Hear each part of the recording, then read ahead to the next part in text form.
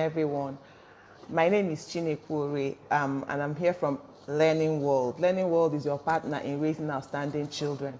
Our mission is to provide parents with all the support they need in their journey towards raising children that are balanced and outstanding. The resources come in forms of books, they come in forms of training, counseling, webinars, etc., whatever thing it is that parents need in their journey towards raising outstanding and balanced children. And our belief is that for a child to be balanced, parents should pay attention to three key aspects of their development, which is their spiritual development, their personality development, and their physical development. And today we are looking at one aspect of their development, which is their intellectual development. Meanwhile, before I go ahead, I just want to remind you that we are going to be having a webinar for parents on Saturday, the 29th of August by 7 p.m. West African time. And we'll be talking about how parents can help their children excel in their studies.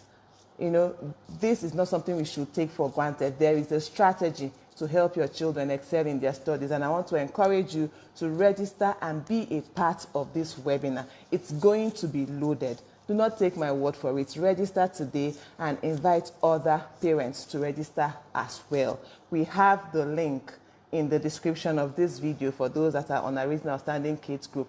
And the link is also on our bio in the Instagram, on our Instagram page. So please do click on the link to register. And peradventure, you don't want to register with the online link, you want to register offline, you could also send us a message on WhatsApp. Our number is 070-4617-2462. Let me take that again, 070-4617-2462. Just give us a shout and then we'll get back to you on the registration details. The spots are actually filling up quickly, and I want to encourage you to register as soon as possible to claim your spot. So like I said, we've been on a series about character development for almost the whole of August, but now we are moving on to intellectual development. And today I want to quickly talk about some of the reasons why children do not like studying. You know, it seems that every child doesn't like to study, but you have one or two children who seem to be naturally self-motivated and they just go ahead and do what they have to do to ensure that they excel. So I just want to share some of the things that we have observed over time that has contributed to children not wanting to study. We are speaking based on experience we have gathered. Personally, I had been a teacher, a lecturer in the university for a good number of years. I myself has gone through school, so I also have an idea, and then I handle my children too. And my associates normally reach out to me on a number of occasions to ask me what they can do or to complain about one thing or the other. And you know, for every problem there is a reason, and when you know the reason, it's easier for you to find solutions for those problems. So the first point I'm going to talk about today, why children don't like studying, is because they do not understand the purpose of studying. They don't understand it. It sounds funny, right? Everybody knows that whoever goes to school wants to excel. Whoever goes to school wants to do well. Whoever goes to school wants to pass. But that on its own might be one of the reasons why your children do not like studying. Because as far as they are concerned, going to school just to do well in the exams is not a good enough reason. And so as parents, we should be able to come up with valid reasons, the purpose why they need to study. If it's just to pass exams, you can have children that will give you the excuse or try to justify the people that excel in life without doing well in school. And today there are just so many examples. So we should have a higher reason why our children should study. When they understand the why, I honestly tell you, they will want to do better. And what is the why? We as parents should also understand the reason why children go to school. I must say that a lot of us do not even really understand the why. We are so hung on certificates, we are so hung on children just doing well, so they'll go over to the next class so that they'll have a good certificate to get a job. But really, is that all it is about? And I'll say no. For me, the major reason why we study is to equip us to excel in life. The major reason why we go to school is to sharpen our innate God-given talents. It's not just about going to do well in math and going to do well in English. Think about it. If your child loves something, if your child is interested in something, is passionate about something, is talented in a certain area, you don't have to talk too much to get the child to want to do stuff that is related to that child's area of interest. So what am I saying? Purpose is needed. There should be clarity, because a common saying is that when purpose is not known, abuse is inevitable. Children might not know the why, so let's change the narrative. What is that thing that they are talented in? What is that thing they are interested in? Show them how acquiring knowledge in school will help them be better and do better in the area of interest. So wrong purpose is one of the reasons why children do not like studying. I want to give an example. I have a child that is always so keen on making slime and all that. One day I wanted to teach her about how to find the total surface area and the volume of cylinders. Now I told her, you love this slime you always make, but imagine you want to put it out in the market, you want to sell the slime. You have to put it in a container, right? So now you have to know how much slime can be in one container, and that is the volume. So that is why you need to be able to calculate the volume of a container, so you'll be able to calculate how much slime can be in one container that you want to put out in the market tomorrow. Likewise, you'll be able to calculate the total surface area of that same container, which is a cylinder. To be able to know how much material you need to make that container, you need to learn this formula. So let us remove the abstraction from learning. Let them understand that learning equips them for life. Learning helps them to hone their skills, to become better versions of themselves. And I tell you, you will see interest. Now, that doesn't mean that they'll be interested in every subject.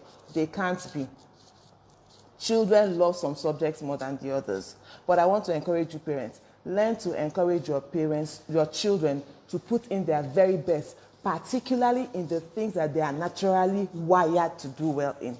While I wouldn't say that you should overlook other areas, but do not focus on their areas of weakness at the expense of their area of strength. Why do I say that?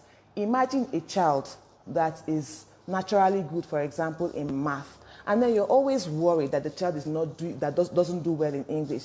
The natural tendency of a parent will be to start putting a lot of energy in English to bring the child up to a certain expected standard. Imagine you putting all that energy in trying to help the child hone the natural skill in math. The child will be outstanding in math. But no matter the level of effort you put in that English, the child might only be more or less a mediocre. So while no subject should suffer, while no aspect of their academic development should suffer, let us learn to focus to help them strengthen their natural area of strength. Do you know the funny thing? I was going through the Ivy League schools requirements for admission. You know, the competition to get into the schools are really very strong. And I found out something. One person was saying that a lot of people focus on raising well-rounded children that have well-rounded results to be able to get an admission. But these Ivy League schools are actually looking out for spikes that are outstanding in a particular area.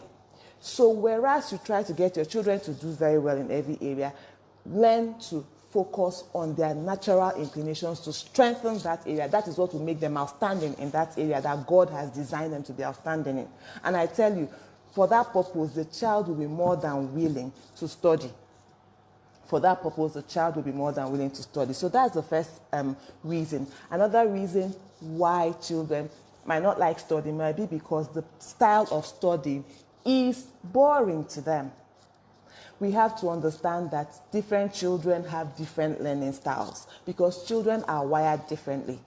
And that's one of the things that we'll be talking about in our upcoming webinar. We'll be talking about the different learning styles, how you can help your child to identify his or her own learning style, and how you can maximize the learning style for effective studying. So some children enjoy listening to stuff, some children enjoy watching, some others enjoy doing. What is your child's learning style? What is their area of interest? That goes a long way in saying how best to help them study well and enjoy their studies. So one other reason is when the learning mechanism is boring for them, forget it. You give them long texts to read. You have to be innovative both as parents and as teachers to be able to leverage on a child's natural learning style, even the child's love language, to be able to get the child to put in their very best in their studying. Then another thing that could be a reason is wrong expectation. It can be no expectation, or it can be too high an expectation. That could be another reason why your child doesn't want to study. When your child knows that there is no expectation, the parent does not really bother, the parent does not even look into what he or she is doing, and he or she can get away with anything, likely the child might not take studies seriously. On the other hand, when a child is put under undue pressure by the parents, the expectation is so high, you're not celebrating their small wins, you're not encouraging them along, because positive reinforcement is very important. So when the expectation is so high and the child feels that no matter what he or she does, they can't meet up, that will be a demotivating factor for them. So we need to balance expectations. The expectations have to be there, but let it not be overly high. So another reason is wrong expectation. Then another thing that could be very boring for children is when they have to study alone.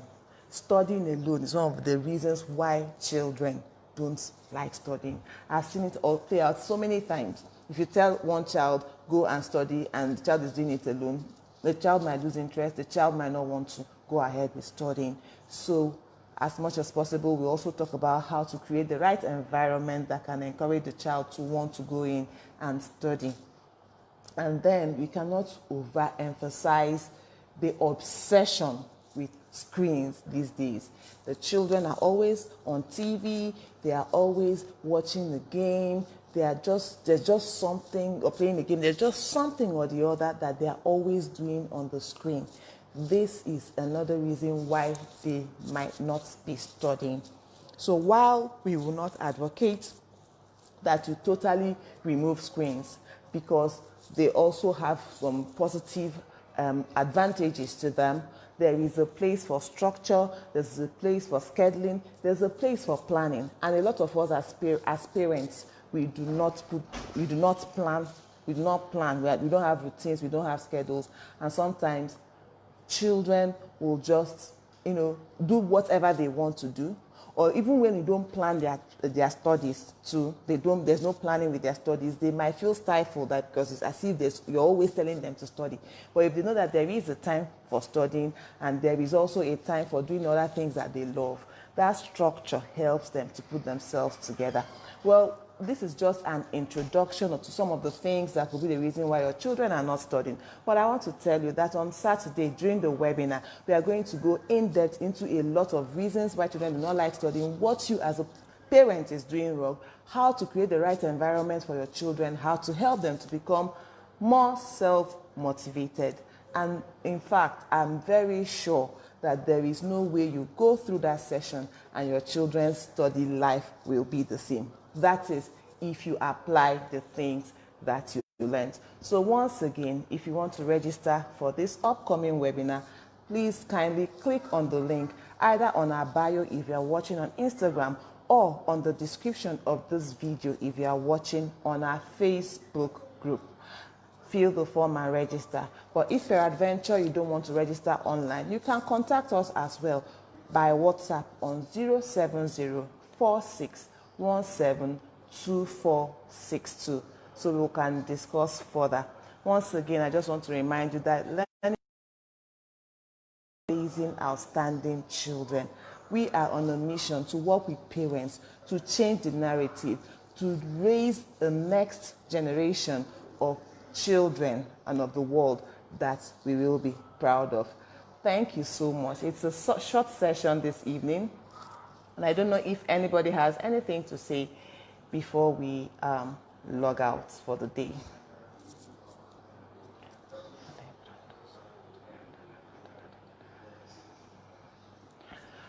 All right, if there are no comments, I guess that we might have to end here for today.